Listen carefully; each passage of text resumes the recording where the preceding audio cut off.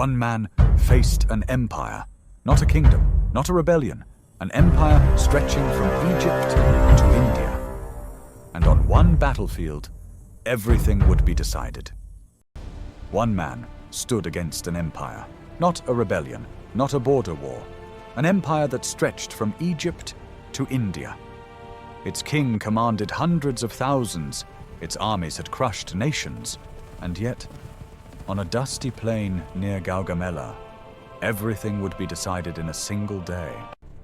This was not just a battle. This was the moment Alexander the Great either conquered the world or lost everything. By 331 BC, Alexander had already done the impossible. He had crossed into Asia, defeated the Persians at Granicus, and shattered Darius III's army at Issus. He had taken Egypt, founded Alexandria, declared himself son of a god, but the Persian Empire still stood. Darius was not finished. This time, he would not be surprised. He gathered a new army, vast, diverse, and prepared. From every corner of the empire they came: Persians, Medes, Babylonians, Bactrians, Scythians, Indians, war chariots with scythes, war elephants, thousands upon thousands of cavalry. And he chose the battlefield himself, a wide open plain near Gaugamela, perfect for overwhelming numbers, perfect to destroy Alexander. Alexander's army was small, but elite, around 40,000 infantry, 7,000 cavalry. At its heart stood the Macedonian phalanx, a wall of shields and 6-meter-long sarissas, disciplined, unbreakable. On the right, Alexander himself commanded the companion cavalry, the most deadly impact force of the ancient world. On the left, Parmenion held the line. They were outnumbered, maybe 2-1, maybe more. No one knows the exact numbers. But everyone knew one thing: if the Macedonians broke, there would be no escape. Darius had learned from Issus. He would not fight in narrow terrain again. At Gaugamela, the land was flattened and cleared. Even obstacles were removed to allow chariots to charge freely. His plan was simple: overwhelm Alexander with sheer force, use cavalry to surround him, use chariots to break the phalanx, use numbers to crush everything. And at the center, Darius himself, watching, waiting, ready to witness Alexander's defeat. The night before the battle, tension filled the air. Darius stayed awake, preparing his army. Alexander, he slept, calm, unshaken. His generals were shocked. Parmenion even suggested a night attack. But Alexander refused. "I will not steal my victory."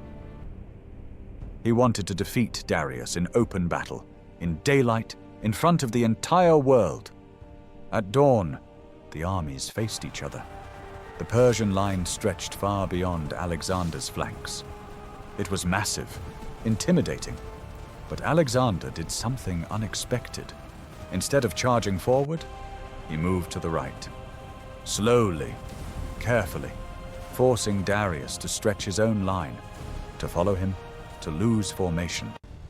The battle had begun before the first strike. Then, the Persians struck.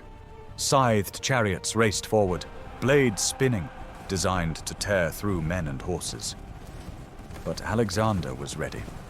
His troops opened gaps. The chariots passed through and were surrounded, destroyed. What was meant to break the Macedonians failed. Now, the moment came. As Darius' line stretched, a gap appeared in the center, small but deadly. Alexander saw it instantly. He formed his cavalry into a wedge and charged directly at Darius. The companion cavalry smashed into the Persian center. Chaos erupted. Guards fell. The line collapsed. And suddenly, Darius was exposed for the second time. Darius faced Alexander. And for the second time, he turned and fled. The great king of Persia ran. His army began to crumble. Panic spread. The empire was breaking. But victory was not certain. On the left flank, Parmenion was under heavy attack. Persian cavalry broke through. For a moment, everything was at risk. Alexander had a choice: chase Darius and end the war, or turn back and save his army. He chose his men. He turned and stabilized the line. The Persians collapsed, their army scattered, Gaugamela was over, and with it, the fate of an empire. Babylon fell, Susa fell, Persepolis burned. Alexander was now king of Asia. One battle, one decision, one man who refused to lose at Gaugamela. Alexander didn't just win a battle, he ended an empire.